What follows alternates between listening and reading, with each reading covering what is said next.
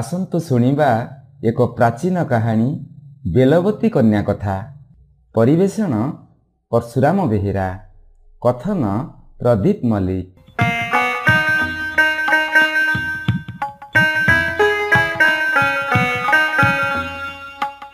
गोटे राइजरे जड़े राजा थांती। तांकर गोटे बोली पुओ। से पुओटीर विवाह बयस हेले भी राजा ताकू विवाह कले नहीं। से राजा पुओ भाविला जेबे मते बापा विवाह कले नहीं तेबे मो निज पाई मु कन्या बाछिबी। राजा पुओ यह भावी घोड़ाशालू गोटे पक्षीराज घोड़ा बाछिला। पाग पटुका हाथ हथियार बांधिला। टंका टोकर किछि धरी विदेश गला। जाऊ जाऊ एक अगना अग्नि बनस्थ पड़ा। से अनेक दूर को चाहिला बेलू देखिला गोटे कमारुणी घसी टुकई धरी जाउछि। कमारुणी राजा पुओ को देखी कहिला, होई रे बाप, तू तो राजा पुओ भलिया दिसुछु। तू काहींकि देश को आसिलु? अपूजा ठाकुराणी तो से पाखरे पनिकिटाए पकई बसीछि। यही लगे तोते काटी खाई जीवो। आहा, काहींकि देश को आसिलु? एबे फेरी जा। राजा पुओ कहिला, हाँ लो माउसी, से अपूजा ठाकुराणी मते खाइले पछे खाऊ, मोर से कथारे किछि हेले भय नाही। यह कही राजा पुओ सेई बाटे गला बेलू अपूजा ठाकुराणी ठिया होईछि। से आखि तराटी कहिला, अरे बाप, मोर 3 दिन उपास को आज तू आहार मिलिलु। अति शीघ्र आ, मु तते खाइबी। राजा पुओ कहिला, जेबे खाइबू तेबे खा। अपूजा ठाकुराणी कहिला, तू घोड़ा उपरू तळकू ओल्हेई आसिले मु खाइबी। राजा पुओ कहिला, मु केबे तळकू जीवी नाही। अपूजा ठाकुराणीकर तो घोड़ा हुए बाहन, तेणु से घोड़ा उपरू राजा पुओ को उठेई खाई पारिबो नाही। एमिति अनेक थर से राजा पुओ को डाकी डाकी निराश होई कहिला, अरे तू भारी सियाणिया टोका। तो दंभ देखी मु भारी प्रसन्न होई गली। तोर जदि मन होची तू की बर मागिबू माग। राजा पुओ कहिला, मु आउ की बर मागिबी? मते गोटे मो मन लाखी कन्या दियो। अपूजा ठाकुराणी कहिला, अरे पुओ, पश्चिम आड़ को जाऊ जाऊ एक असुर राइज पड़िबो। तू से राइजरे असुरंक घरे पहुँचला बेलू असुर माने चरी बुली जाइथेबे। तू कौन करिबू ना, ताको घर दुआर उड़ाइबू, ताको कंसा बासन माजिबू। सेमानक पई 200 हांडी भात करिबू, 100 हांडी तियण करिबू। संध्या बेलू असुर माने चरी बुली फेरी आसिला बेलू तू प्रतिदिन उघाड़ उपरे लुचि जीवू। असुर माने जो दिन कहिबे, अरे बाप, तू किए? आम मनक पई एते परिश्रम करूछु, आमे तू उपरे भारी संतुष्ट हेलुनी।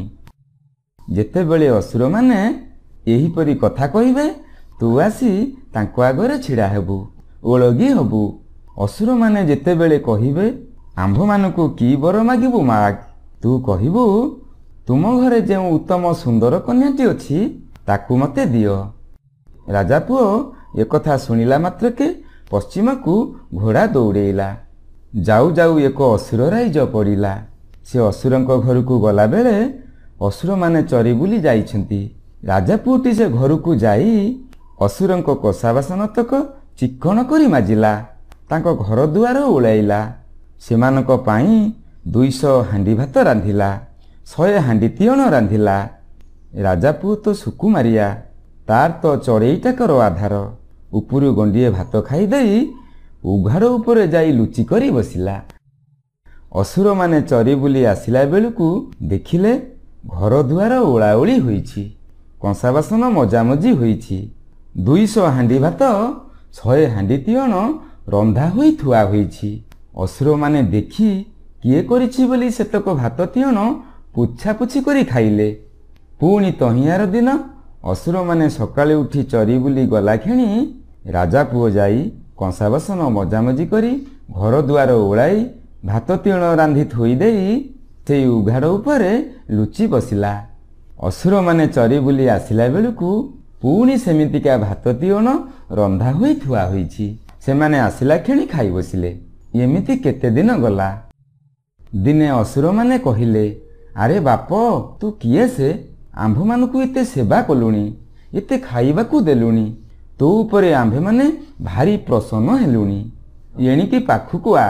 ରାଜା ପୁଅ ଉଘାଡ଼ ଉପରୁ ଖସି ଆସି ଓଳଗି ହେଲା। ଅସୁରମାନେ କହିଲେ, ଆରେ ବାପ, ତୁ କି ବର ମାଗିବାକୁ ଇଚ୍ଛା କରୁଛୁ ମାଗେ, ଆମେ ପୂରଣ କରିବୁ। ରାଜା ପୁଅ କହିଲା, ତୁମ ଘରେ ଯେଉଁ କନ୍ୟାଟି ଅଛି ମୋତେ ସେଇ କନ୍ୟାଟି ଦିଅ। ଅସୁରମାନେ କହିଲେ, ଆହା, କ'ଣ କଲୁ? ଆମର ଗେହ୍ଲା ବେଲବତୀ କନ୍ୟାକୁ ମାଗିଲୁ। ହଉ ବାପ, ମାଗିଲୁଣି ତ ନବୁ। ଆଉ ଆମ ବେଲବତୀ କନ୍ୟାକୁ ଅଧବାଟରେ ଡାକିବୁ ନାହିଁଟି? ତୋ ନଅରରେ ପହଞ୍ଚିଲେ ଡାକିବୁ, ଉଠ ଗୋ ବେଲବତୀ। ଅସୁରମାନେ ଏହା କହି ରାଜାପୁଅକୁ ବେଲଟିଏ ଦେଇ କହିଲେ, ଏ ବେଲ ଭିତରେ କନ୍ୟାଟି ଅଛି। ରାଜା ପୁଅ ମହା ଆନନ୍ଦ ହୋଇ ସେ ବେଲଟିକି ଘିନି ତା ରାଇଜକୁ ଫେରି ଆସୁ ଆସୁ ରାଜାଙ୍କ ଉଆସ ପଛପଟେ କୂଅ ପାଖରେ ପହଞ୍ଚିଲା। ରାଜା ପୁଅ କହିଲା, ଦେଖି କେମିତିକା ସତରେ କି ମିଛରେ ବେଲବତୀ କନ୍ୟା। ଏହା କହି ରାଜା ପୁଅ ସେ ବେଲକୁ କହିଲା, ଉଠ ଗୋ ବେଲବତୀ। ରାଜା ପୁଅ ଏହା କହି ଡାକିଲା ମାତ୍ରକେ ସେ ବେଲ ଭିତରୁ ଗୋଟିଏ ଦିବ୍ୟ ସୁନ୍ଦର ଯୁବକନ୍ୟାଟିଏ ପାଟ ପିତାମ୍ବରୀ ପିନ୍ଧି ଦିବ୍ୟ ଅଳଙ୍କାର ପିନ୍ଧି ରୁଣୁଝୁଣୁ ହୋଇ ବାହାରି ପଡ଼ିଲା। ରାଜା ପୁଅ ସେ ଦିବ୍ୟ ସୁନ୍ଦର ବେଲବତୀ କନ୍ୟା ରୂପକୁ ଚାହୁଁ ଚାହୁଁ ସେଇ କୂଅ ପାଖରେ ମୂର୍ଚ୍ଛା ହୋଇ ପଡ଼ିଲା। ଏହା ଦେଖି ବେଲବତୀ କନ୍ୟା କାନ୍ଦି ବୋବେଇ ରାଜା ପୁଅର ଗୋଡ଼ ଘଷି ବସିଲା। ଏଥିମଧ୍ୟରେ କ'ଣ ହୋଇଛି କି? ଗୋଟିଏ କୁଣ୍ଡା ଭୁଷୁଣ୍ଡି ଅସୁରୁଣୀ ଆସି ବେଲବତୀ କନ୍ୟାର ତଣ୍ଟି ଚିପି ମାରିଦେଇ ସେ କୂଅରେ ପକେଇଦେଲା। ବେଲବତୀ କନ୍ୟାର ଶାଢ଼ୀ ଅଳଙ୍କାରମାନ ପିନ୍ଧି ପକାଇ ରଜାପୁଅର ଗୋଡ଼ ଘଷି ବସିଲା। ରାଜାପୁଅର ଚେତା ଫେରିଲା ବେଳକୁ ଦେଖିଲା କୁଣ୍ଡା ଭୁଷୁଣ୍ଡାଟାଏ ତା ଗୋଡ଼ ଘଷୁଛି। ରାଜାପୁଅ ମନ ଦୁଃଖ କରି କହିଲା, ଆହା, କି ସୁନ୍ଦର ସ୍ତ୍ରୀ ରୂପଟିଏ ଦେଖିଥିଲି, ଏ କୁଣ୍ଡା ଭୁଷୁଣ୍ଡି ରୂପଟାଏ ଏ କେଉଁଠି ବାହାରିଲା ମ? ରାଜାପୁଅ ତ ଭୋଳ, ଏତେ ଛନ୍ଦମନ୍ଦ ବା କାହୁଁ ଜାଣିବ? ମନରେ ଭାବିଲା, ହଁ, ଅସୁର ରାଇଜର କନ୍ୟା ତ, କେତେବେଳେ କେଉଁ ରୂପ ବାହାରିଲା। ରାଜାପୁଅ ଏହା କହି ସେ କୁଣ୍ଡା ଭୁଷୁଣ୍ଡିକି ଘେନି ନଅର ଭିତରକୁ ଗଲା। ନଅର ଯାକରେ ଯେତକ ମନୁଷ୍ୟ ରାଜାପୁଅ ନୂଆ ବୋହୂରାଣୀକୁ ଦେଖି ମହା ଆନନ୍ଦ ହେଲେ। ସମସ୍ତେ କହିଲେ, ନୂଆ ରାଣୀ ଆସିଛନ୍ତି। ତହିଁଆର ଦିନ ବେଲବତୀ କନ୍ୟା ଯେଉଁ କୂଅରେ ପଡ଼ିଥିଲା ସେ କୂଅରେ ଯୋଡ଼ିଏ ପଦ୍ମଫୁଲ ଫୁଟିଲା। ମାଳି ସେ ଫୁଲ ଯୋଡ଼ିକ ଦେଖି ସେ ଫୁଲ ଯୋଡ଼ିକ ନେଲା। ଗୋଟିଏ ଫୁଲ ରାଜାପୁଅଙ୍କୁ ଦେଲା, ଆଉ ଗୋଟିଏ ଫୁଲ ନୂଆରାଣୀକୁ ଦେଲା। ରାଜାପୁଅ ତା ଫୁଲଟିକୁ ଆଣି ନୂଆରାଣୀକୁ ଦେଲା। ନୂଆ ବୋହୂରାଣୀ ରାଜାପୁଅଙ୍କୁ କହିଲା, ହଇ ହେ, ଏ ଫୁଲ ଯୋଡ଼ିକ କେଉଁଠାରେ ଫୁଟିଥିଲା କି? ରାଜାପୁଅ କହିଲା, ମୁଁ ଜାଣି ନାହିଁ, ମାଳିକି ପଚାର। ରାଜାପୁଅ ମାଳିକୁ ପଚାରିଲା, ହୋଇରେ ମାଳି, ଏ ପଦ୍ମଫୁଲ କେଉଁଠି ଫୁଟିଥିଲା ମ? ମାଳି କହିଲା, ଆଜ୍ଞା, ଉଆସ ପଛପଟ କୂଅରେ ଫୁଟିଥିଲା। ମାଳିଠାରୁ ରାଜାପୁଅ ଶୁଣି ବୋହୂରାଣୀକୁ କହିଲା, କୁଣ୍ଡା ଭୁଷୁଣ୍ଡି ତ ସେ କୂଅରେ ବେଲବତୀ କନ୍ୟାକୁ ହାଣି ଫୋପାଡ଼ି ଦେଇଥିଲା। ତା ମନରେ ସେଇ କଥାର ଭୟ ପଶିଲା। ସେ ରାଜାପୁଅକୁ କହିଲା, ଏ ଫୁଲ ଯୋଡ଼ିକ ନିଅ, ଆମ ଉଆସ ପଛ ପଡ଼ିଆରେ ଟିକି ଟିକି କରି ଚିରିଦେବ। ଯେବେ ଚିରିବାର ମୁଁ ଦେଖିବି ତେବେ ଯାଇ ଜୀବନ ରଖିବି, ଯେବେ ନ ଚିରିବ ଏ ଜୀବନ କେବେ ରଖିବି ନାହିଁ। ରାଜାପୁଅ ଏହା ଶୁଣି ଥରହର ହୋଇ ନିଜେ ଯାଇ ସେ ପଡ଼ିଆରେ ପଦ୍ମଫୁଲ ଯୋଡ଼ିକ କୁଟ କୁଟ କରି ଚିରି ପକାଇ ଆସିଲା। ତହିଁଆର ଦିନ ସେ ପଡ଼ିଆ ଭିତରେ ଗୋଟିଏ ବେଲଗଛ ହୋଇଛି। ପୁଣି ମାଳି ଆର ଦିନ ସକାଳୁ ଗଲାବେଳକୁ ମାଳି ଦେଖିଲା ଗୋଟିଏ ବେଲଗଛ ହୋଇ ସେ ଗଛରେ ଯୋଡ଼ିଏ ବେଲ ଫଳିଛି। ମାଳି ଏମିତିକା ଦେଖି ମହା ଆନନ୍ଦ ହୋଇ କହିଲା, ଯାଉଛି ଏ ବେଲ ଯୋଡ଼ିକ ନେବି, ଗୋଟିଏ ରାଜାଙ୍କୁ ଦେବି, ଆଉ ଗୋଟିଏ ମୁଁ ରଖିବି। ଏମିତି କହି ମାଳି ସେ ବେଲ ଯୋଡ଼ିକ ତୋଳି କରି ରାଜାଙ୍କୁ ଗୋଟିଏ ଦେଲା, ମାଲୁଣୀକୁ ଗୋଟିଏ ଦେଲା।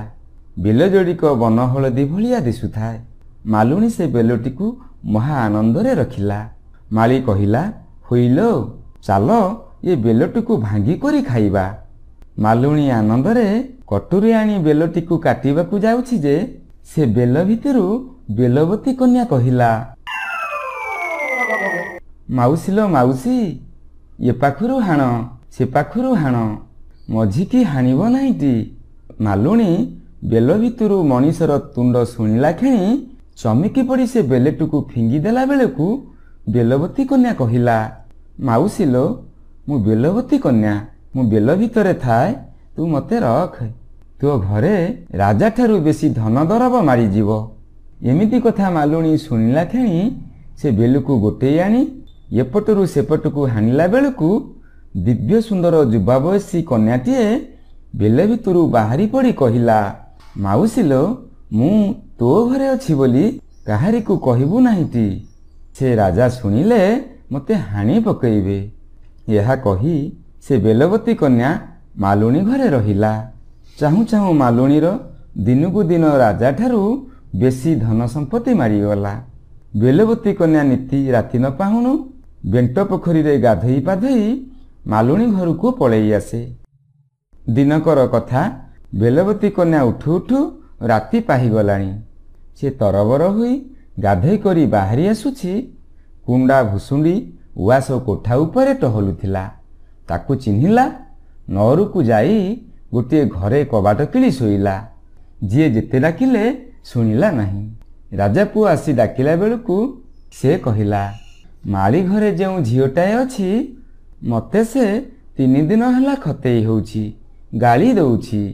ସେ ଝିଅକୁ ଆଜି ଯେବେ ଶୁଳି ଦେବ ମୁଁ ଜୀବନ ରଖିବି। ଏଇକ୍ଷଣି ଯଦି ସେ ମାଲୁଣୀ ଘର ଝିଅକୁ ଶୁଳି ନ ଦେବ ତେବେ ମୋ ଜୀବନ ନିଶ୍ଚୟ ହରେଇ ଦେବି। ଏକଥା ଯାଇ ରାଜାଙ୍କ କାନରେ ପଡ଼ିଲା। ରାଜା ରାଗରେ କମ୍ପମାନ ହୋଇ ପାତ୍ର ମନ୍ତ୍ରୀ ସାଧବ କଟୁଆଳଙ୍କୁ ସାଙ୍ଗରେ ନେଇ ମାଳି ଘରକୁ ବିଜେ କଲେ। ରାଜା କହିଲେ, ମାଳି, ତୋ ଘରେ ଥିବା ସେ ଝିଅକୁ ଆମକୁ ଦେ, ତାକୁ ଶୁଳି ଦିଆଯିବ, ନହେଲେ ତୋର ମୁଣ୍ଡ କାଟ ହବ। ମାଳି ମାଲୁଣୀଙ୍କର ଆଉ କି ଚାରା। ଦୁହେଁ ଭାରି ବ୍ୟସ୍ତ ହୋଇ ଝିଅଟିକୁ ରାଜାଙ୍କ ହାତରେ ଦେଲେ। ରାଜା ଝିଅଟିକୁ ନେଇ ଶୁଳି ପଡ଼ିଆରେ ଶୁଳି ଦେଲେ। ତହିଁଆର ଦିନ ସମସ୍ତେ ଦେଖିଲା ବେଳକୁ ଗୋଟିଏ ପାଚେରୀ ବୁଲି ତା ଭିତରେ କ'ଣ ହୋଇଛି ନା ଦେଉଳଟିଏ ହୋଇଛି। ଦେଉଳ ଭିତରେ ଏକ ମହାଦେବ ବାହାରିଛନ୍ତି। ଜିତେ ଜିତେ ଲୋକ ଦେଖିଲେ ସମସ୍ତେ କାବା ହୋଇ ରହିଲେ। ସମସ୍ତେ ଯାଇ ରାଜାଙ୍କୁ ଜଣାଇଲେ। ରାଜା ଏହା ଶୁଣିଲା ମାତ୍ରକେ ସେଠିକି ଯାଇ ଦେଖିଲା ବେଳକୁ ସତକୁ ସତ ଏ ଘଟଣା। ସେଇଥିରୁ ରାଜା ମାଳିକୁ ଡକେଇ କହିଲେ, ମାଳି, ତୁ ଏ ମହାଦେବଙ୍କୁ ପ୍ରତିଦିନ ଗାଧୋଇ ପାଧୋଇ ଫୁଲ ପାଣି ଲାଗି କରିବୁ। ନିତି ଯାଇ ଆମ ଦିଅଙ୍କ ପାଦୁକା ଦେଉଥିବୁ। ମାଳି ସେଦିନ ଯାଇ ସେ ମହାଦେବଙ୍କୁ ଗାଧୋଇ ପାଧୋଇ ଦେଇ ଫୁଲ ବେଲପତ୍ର ଚଢ଼େଇ ଫେରି ଆସିଲା ଓ ରାଜାଙ୍କୁ ନେଇ ପାଦୁକା ଦେଲା। ଏମିତି ମାଳି ପ୍ରତିଦିନ ଯାଇ ସେ ମହାଦେବଙ୍କୁ ଗାଧୋଉଥାଏ, ଫୁଲ ବେଲପତ୍ର ଚଢ଼ଉଥାଏ। ଦିନକର କଥା, ମାଳି ସେ ମହାଦେବଙ୍କୁ ପାଣି ଲାଗି କଲାବେଳକୁ ଶୁଆଟିଏ ଶାରୀଟିଏ ସେ ବେଢ଼ା ଭିତରେ ଥିବା ଗଛ ଉପରେ ବସିଛନ୍ତି। ଶୁଆ କହିଲା, ଶାରୀଲୋ, ଗୋଟିଏ କଥା କହନ୍ତୁ। ହଉରେ ଶୁଆ, ସତ କହିବି କି ମିଛ କହିବି? ଯାହା ଅଙ୍ଗେ ନିଭେଇଛି ମୁଁ ସେଇଆ କହିବି। ସେତେବେଳେ ଏ ମାଳିଟି ମହାଦେବଙ୍କ ଗମ୍ଭୀରି ଭିତରେ ଦିଅଙ୍କୁ ଗାଧୋଉଥାଏ। ବେଲବତୀ କନ୍ୟାକୁ କୁଣ୍ଡା ଭୁଷୁଣ୍ଡି ଯେତେ ଯେତେ ଦୁଃଖ ଦେଇଥିଲା, ଯେତେ ଯେତେ ଅବସ୍ଥା କରିଥିଲା, ସବୁ କଥା ସେ ଶାରୀଟି ଶୁଆ ଆଗରେ ଖୋଲି କରି ଗୋଟି ଗୋଟି କରି କହିଲା। ଶେଷକୁ ଶୁଆ କହିଲା, ହୋଇଲୋ ଶାରୀ, ଏଥିକି କ'ଣ କିଛି ଉପାୟ ନାହିଁ? ଶାରୀ କହିଲା, ଆହା, ଯେବେ ଏଇକ୍ଷଣି ରାଜା ମହାଦେବଙ୍କ ଆଗରେ ଦାନ୍ତରେ ତୀରଣ ଧରି ଯେବେ କ୍ଷମା ମାଗନ୍ତେ, ତେବେ ଏଇକ୍ଷଣି ପରା ଗମ୍ଭୀରା ଭିତରୁ ବେଲବତୀ କନ୍ୟା ବାହାରି ପଡ଼ନ୍ତେ। ମାଳି ଶାରୀ ତୁଣ୍ଡରୁ ସବୁ କଥାତକ ଶୁଣି ଅଣ୍ଟାରୁ ଖଡ଼ି ଗୋଟାଳି କାଢ଼ି ଦେଉଳ କାନ୍ଥରେ ଲେଖି ପକାଉଥାଏ। ମାଳି ସବୁ କଥାତକ କାନ୍ଥରେ ଲେଖୁ ଲେଖୁ ଅନେକ ଉଛର ହୋଇଗଲା। ରାଜା ପାଦୁକ ପାଇବେ ବୋଲି ଠାଁକୁ ବିଜେ ନ କରି ମାଳିକୁ ଚାହିଁ ବସିଥାନ୍ତି। ମାଳି ଥରହର ହୋଇ ରାଜାଙ୍କ ଛାମୁରେ ଯାଇ ଜଣାଇଲା, ମଣିମା, ମୁଣ୍ଡ ରହିଲେ ତୁଣ୍ଡ କହିବ। ରାଜା କହିଲେ, କ'ଣ କହୁଛୁ କହ। ମାଳି କହିଲା, ମଣିମା, ଟିକିଏ ମହାଦେବଙ୍କ ଦେଉଳକୁ ବିଜେ କରିବାକୁ ଆଜ୍ଞା ହୁଅନ୍ତୁ। ରାଜା ସେଇକ୍ଷଣି ଯାଇ ମହାଦେବଙ୍କ ଦେଉଳ ଭିତରେ ପହଞ୍ଚିଲେ। ମାଳି ଜିତି ଜିତି କଥା କାନ୍ଥରେ ଲେଖିଥିଲା ରାଜାଙ୍କୁ ତା ସବୁ ଦେଖାଇ ଦେଲା। ରାଜା ସେସବୁ ପଢ଼ି ସବୁ ବୁଝିଗଲେ। ସେ ସାଙ୍ଗେ ସାଙ୍ଗେ ମହାଦେବଙ୍କ ପାଦ ତଳେ ପଡ଼ି କ୍ଷମା ମାଗିଲେ। ଏହାପରେ ମହାଦେବଙ୍କ ଗମ୍ଭୀରା ଭିତରୁ ଦିବ୍ୟ ସୁନ୍ଦରୀ କନ୍ୟାଟିଏ ପାଟ ପୀତାମ୍ବରୀ ପିନ୍ଧି ଅଳଙ୍କାର ଭରି ରୁଣୁଝୁଣୁ ହୋଇ ବାହାରି ପଡ଼ିଲା। ରାଜା ମହା ଆନନ୍ଦ ହୋଇ ବେଲବତୀ କନ୍ୟାକୁ ସାଙ୍ଗରେ ଘେନି ନଅରକୁ ଗଲେ। ରାଇଜ ଯାକ ଧନ୍ୟ ଧନ୍ୟରେ ହୁରି ପଡ଼ିଗଲା। ଆଉ ଅସୁରୁଣୀ କୁଣ୍ଡା ଭୁଷୁଣ୍ଡିକୁ ଶୁଳି ଦେଲେ। ରାଜା ପୁଅ ସାଙ୍ଗରେ ବେଲବତୀ କନ୍ୟାକୁ ବିଭା କରାଇ ଦେଲେ। ନୂଆ ରାଣୀକୁ ଘେନି ରାଜା ପୁଅ ଘର ଦୁଆର କଲେ। ଆନନ୍ଦରେ ରାଇଜ ପାଳିଲେ। ମୋ କଥାଟି ଏତିକି, ଫୁଲ ଫୁଟେ କେତକି। ନମସ୍କାର, ମୁଁ ପ୍ରଦୀପ ମଲ୍ଲିକ। ଆଜି ଶୁଣିବା ଏକ ପୁରାତନ କାହାଣୀ ମଣିକୁଣ୍ଡଳର ତୀର୍ଥଯାତ୍ରା। ପରିବେଷଣ ପରଶୁରାମ ବେହେରା।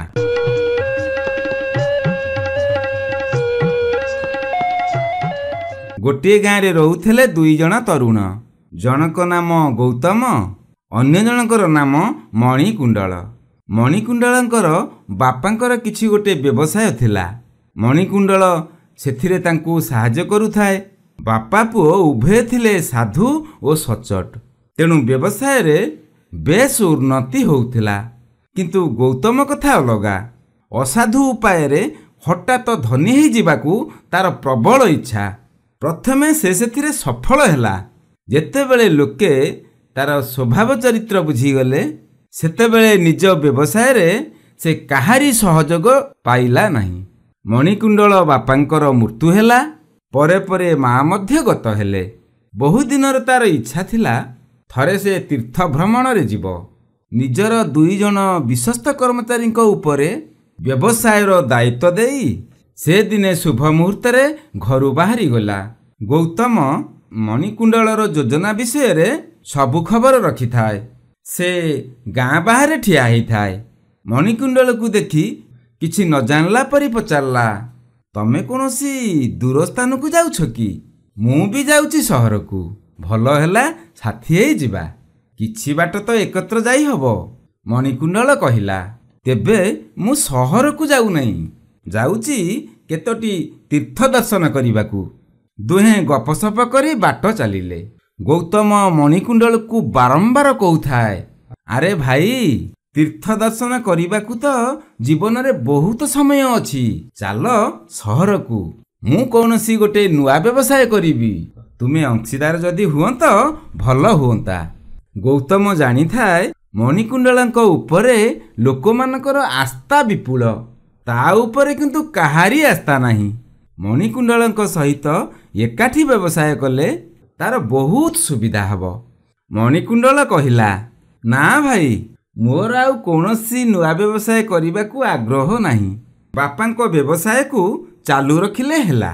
ତେବେ ତୀର୍ଥ ଭ୍ରମଣ ପାଇଁ ମୁଁ ବହୁତ ଦିନରୁ ମନେ ମନେ ପ୍ରସ୍ତୁତ ହୋଇଛି। ସେଥିରୁ ଓହରିବା ଉଚିତ ନୁହେଁ। ଗୌତମ ତ ଚିରଦିନ ମଣିକୁଣ୍ଡଳକୁ ଈର୍ଷା କରୁଥାଏ।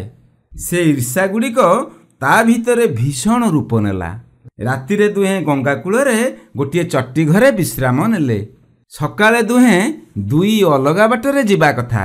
ଗୌତମ ଯିବ ସହରକୁ, ମଣିକୁଣ୍ଡଳ ଯିବ ତୀର୍ଥକୁ। ଗୌତମ ତା ପାଖରେ ରଖିଥାଏ ବିଷାକ୍ତ ଚୂର୍ଣ୍ଣ। ସେଥିରୁ ସାମାନ୍ୟ ଧୂଳି ଭଳି ଯଦି କିଛି କାହାରି ଆଖି ଭିତରକୁ ଯାଏ, ତେବେ ସେ ଲୋକ ଅଳ୍ପ କିଛି ସମୟ ପରେ ଅନ୍ଧ ହୋଇଯିବ। ରାତି ଅଧ। ମଣିକୁଣ୍ଡଳ ନିଘୋଡ଼ ନିଦରେ ଶୋଇଥାଏ। ଗୌତମ ତାର ଦୁଇ ଆଖି ଉପରେ ସେ ଭୟଙ୍କର ଗୁଣ୍ଡ ଅଜାଡ଼ି ଦେଲା। ମଣିକୁଣ୍ଡଳର ନିଦ ଭାଙ୍ଗିଗଲା।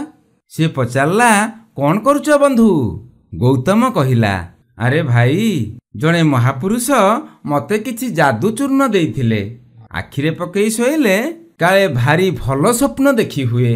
ଭୋର ହେଲା। ମଣିକୁଣ୍ଡଳ ଆଖି ଖୋଲିବା ମାତ୍ରେ ଆଖିପତା ଉପରେ ଥିବା ଚୂର୍ଣ୍ଣରୁ ଆହୁରି କିଛି ଆଖି ଭିତରକୁ ଚାଲିଗଲା। ତାକୁ ବଡ଼ ଅସ୍ୱସ୍ତି ଲାଗିଲା। ସେ କହିଲା, ଭାଇ ଗୌତମ, ତମେ ଟିକେ ବିଶ୍ରାମ କରୁଥାଅ। ମୁଁ ଟିକେ ଗଙ୍ଗାକୁ ଯାଇ ସ୍ନାନ କରି ଆସେ। ମୋ ଆଖିକୁ କାହିଁକି ଭାରି କଷ୍ଟ ହେଉଛି। ଗଙ୍ଗା ଜଳରେ ଧୋଇଦେଲେ ସବୁ ଠିକ୍ ହୋଇଯିବ। ଏବେ ଗୌତମ କହିଲା, କାଲି ସନ୍ଧ୍ୟାରେ ତ ଖୁବ୍ ଜୋର ପବନ ବହୁଥିଲା। କିଛି ଉଡ଼ି ଆସି ତୁମ ଆଖିରେ ପଡ଼ିଥିବା କିଛି ଅସମ୍ଭବ ନୁହଁ। ଠିକ୍ ଅଛି, ତୁମେ ଆସ, ତାପରେ ଆମେ ପରସ୍ପର ବିଦାୟ ନେବା। ଏହା ଭିତରେ ମୁଁ କିଛି ଜଳଖିଆର ବ୍ୟବସ୍ଥା କରୁଛି। ଗୌତମ ଜାଣିଥିଲା ଗଙ୍ଗା ନଦୀରେ ଆସିଛି ଭୀଷଣ ବନ୍ୟା। ନଦୀରେ ପଶୁ ପଶୁ ମଣିକୁଣ୍ଡଳ ଅନ୍ଧ ହୋଇଯିବ, ତାପରେ କୁଆଡ଼େ ନାହିଁ କୁଆଡ଼େ ଭାସିଯିବ। ଗୌତମ ପାଖରେ କିଛି ପଇସା ପତ୍ର ନଥିଲା। ମଣିକୁଣ୍ଡଳ ଥଳିରେ ଥିଲା ପ୍ରଚୁର ଅର୍ଥ। ଥଳିଟି ଧରି ଗୌତମ ସହର ଅଭିମୁଖେ ଚାଲିଗଲା। ମଣିକୁଣ୍ଡଳ ଗଙ୍ଗା କୂଳରେ ପହଞ୍ଚିଲା ବେଳକୁ ତା ଆଖିର କଷ୍ଟ ବହୁତ ବଢ଼ିଗଲାଣି। ବନ୍ୟା ପ୍ରତି ଭ୍ରୂକ୍ଷେପ ନ କରି ସେ ଜଳରେ ପଶିଗଲା। ତାର ବହୁତ ଆଶା ସେ ପବିତ୍ର ଜଳ ତା ଆଖିର କ୍ଲେଶମୁକ୍ତ କରିବ, କିନ୍ତୁ ସେ ଡୁବ ଦେଇ ଉଠିଲା ବେଳକୁ କିଛି ଦେଖିପାରିଲା ନାହିଁ। ସେ ଆଶ୍ଚର୍ଯ୍ୟ ହୋଇଗଲା। ଆଖିରେ ବାରମ୍ବାର ପାଣି ଛାଟିଲା, କିନ୍ତୁ କିଛି ଫଳ ହେଲାନି। ସେ ବୁଝିଲା ଯେ ସେ ଅନ୍ଧ ହୋଇଯାଇଛି। ତାହାର କାରଣ ଗୌତମ ପକାଇଥିବା ଚୂର୍ଣ୍ଣ। ତେଣେ ବନ୍ୟା ଜଳର ପ୍ରଖର ସୁଅ ତାକୁ ଭସେଇ ନେଇ ଚାଲିଥାଏ। ସେ ନିଜକୁ କହିଲା, ଏମିତି ଅବସ୍ଥାରେ ବଞ୍ଚି ରହିବି କେମିତି? ତେଣୁ ମା ଗଙ୍ଗା ହିଁ ମୋ ଜୀବନକୁ ନେଇ ଯାହା କରିବାର କଥା କରନ୍ତୁ। ସେ ନିଜକୁ ଜଳରେ ଭସେଇ ରଖିଥାଏ। ସ୍ରୋତ ତାକୁ ତୀବ୍ର ଗତିରେ କୁଆଡ଼େ ନେଇ କୁଆଡ଼େ ଚାଲୁଥାଏ। ଏମିତିକି ପ୍ରହର ପ୍ରହର ବିତିଗଲା। ହଠାତ୍ ତା ପାଟିରେ କ'ଣ ଗୋଟେ ଆସି ଲାଗିଲା। ମନେ ହେଲା ଫଳଟିଏ। ସେତେବେଳକୁ ତାକୁ ପ୍ରବଳ ଭୋକ। ସେ ଫଳଟିକୁ ସେ ଖାଇବାକୁ ଲାଗିଲା। ତାର ସ୍ୱାଦ ବି ଅତି ମଧୁର। ସେ ତାକୁ ସମ୍ପୂର୍ଣ୍ଣ ଖାଇଦେଲା। ସୁଅ ତାକୁ ଗୋଟେ ପଥର ଉପରେ ପହଞ୍ଚାଇ ଦେଲା। ସେ ବଡ଼ ହାଲିଆ ହେଇଯାଇଥାଏ। ଦରାଣ୍ଡି ଦରାଣ୍ଡି ସେ ପଥର ଉପରକୁ ଉଠିଗଲା। ଶାନ୍ତିରେ ତାକୁ ନିଦ ଆସିଗଲା। ଯେତେବେଳେ ନିଦ ଭାଙ୍ଗିଲା, ସେ ନିଜ ଅଭ୍ୟାସ ଅନୁସାରେ ଆଖି ଖୋଲିଲା। ଇଏ କ'ଣ ସୂର୍ଯ୍ୟୋଦୟ ହେଉଛି? ତାକୁ ପରିଷ୍କାର ଦିଶୁଛି। ସେ ବୁଝିଲା ଫଳଟି ହିଁ ତାକୁ ଦୃଷ୍ଟିଶକ୍ତି ଫେରେଇ ଦେଇଛି। ଚାରିଆଡ଼େ ଅନେଇ ଦେଖିଲା। ସେ ପହଞ୍ଚିଛି ଅତି ଛୋଟ ଏକ ଦ୍ୱୀପରେ। ଗୋଟିଏ ଟିକି ପାହାଡ଼ ହିଁ ସେ ଦ୍ୱୀପ। ତାର ମନେ ପଡ଼ିଲା ଯାହା ସେ ପିଲାଦିନେ ଶୁଣିଥିଲା। ହନୁମାନ ହିମାଳୟରୁ ଔଷଧପୂର୍ଣ୍ଣ ଗୋଟେ ପାହାଡ଼କୁ ବହନ କରି ନେଇଯାଇଥିଲେ ରାମଙ୍କ ଶିବିର ପାଖକୁ। ଏହା ଲଙ୍କା ଅଭିଯାନ ବେଳେ।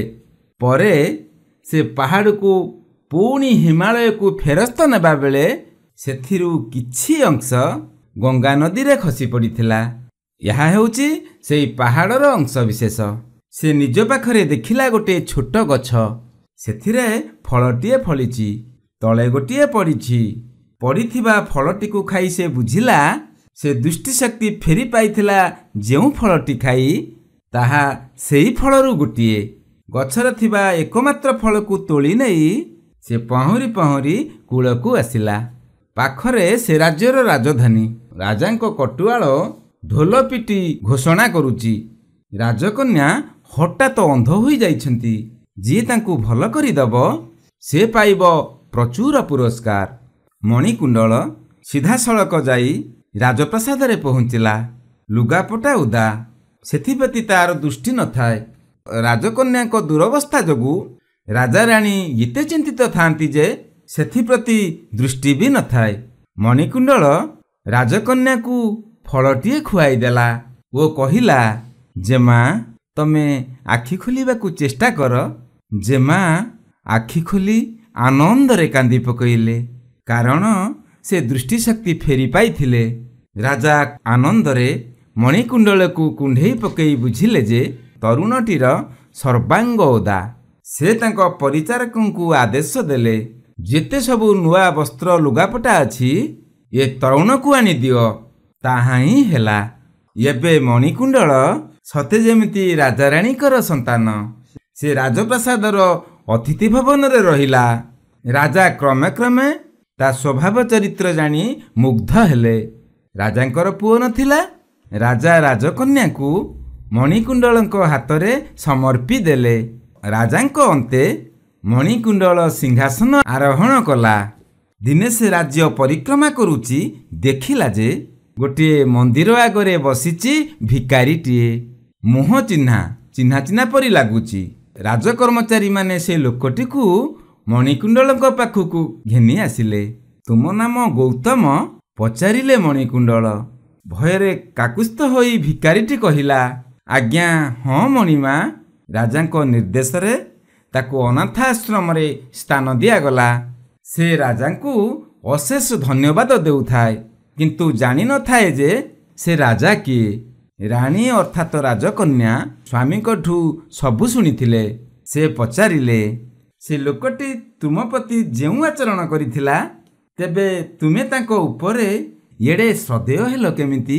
ମଣିକୁଣ୍ଡଳ କହିଲା ଯେ ମା, ସେ ମୋ ପ୍ରତି ସେମିତି ଆଚରଣ କରିନଥିଲେ ମୋର ଏଡ଼େ ବଡ଼ ସୌଭାଗ୍ୟ ହୋଇଥାନ୍ତା କି?